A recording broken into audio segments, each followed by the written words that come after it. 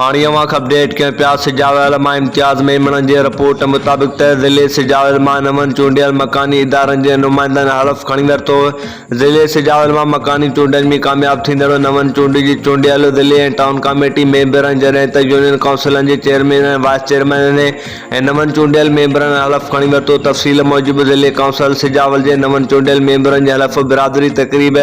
शायन बेन cat Sujawal में थी, जिथे डिप्टी कमिश्नर इम्तियाज़ अली अबड़ो नवनि चूंडियल मेंबरनि खां हलफ़ खणायो, जॾहिं त तालुके सिजावल मीरपुर बठोर जे टाउन कमेटी मेंबरनि यूनियन काउंसिल जे चेयरमैन वाइस चेयरमैन ऐं मेंबरनि जे हलफ़ बिरादरी वारी तक़रीब पिणु शायन बेन केट सिजावल में मुनक़िद कई वई, जिथे असिस्टेंट कमिश्नर सिजावल बठोरो साइमा फातिमा नवनि चूंडियल मकानी इदारनि जे नुमाइंदनि खे हलफ़ खणायो। अहिड़े तरह तालुके जाती शाह बंदर कारो छाण जे टाउन कमेटी जे मेंबरनि ऐं यूनियन काउंसिलनि जे चेयरमैन वाइस चेयरमैन मेंबरनि जे हलफ़ बिरादरी वारी तक़रीब हाजी अबू बकर मेमण शादी हाल जाती में थी, जिथे असिस्टेंट कमिश्नर जाती शाह बंदर कारो छाण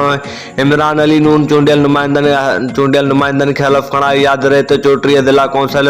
31 टाउन कमेटी मेंबरनि जॾहिं त यूनियन काउंसिलनि जे 37 चेयरमैन 37 वाइस चेयरमैन 148 नवनि चूंडियल यूसी मेंबरनि हलफ़ कयूं। तक़रीब में ज़िले इलेक्शन कमिश्नर उज़रा मैसर additional deputy commissioner Hameer Qureshi ज़िला ऑफिसर निसाफ़ इन वॾी अंग में शिरकत कई। उन मौके ते डिप्टी कमिश्नर चयो त मूंखे उम्मीद आहे त समूरा नवां चूंडियल बल्दियाती नुमाइंदा अवाम जे मसइलनि जे हल ऐं उन्हनि जी भलाई ज़िले जे तमीर तरक़ी लाइ भरपूर ख़िदमतूं सरअंजाम ॾींदा। बदमी डिप्टी कमिश्नर नवनि चूंडियल मकानी इदारनि जे नुमाइंदनि खे मुबारकबाद ॾिनी ऐं नेको ख़्वाहिश जो इज़हार कयो। तक़रीब जी पिछाड़ी ते मुल्की सलामती मकानी हुकूमतनि जे निज़ाम जी कामयाबी लाइ ख़ुसूसी दुआ पिणु घुरी वई।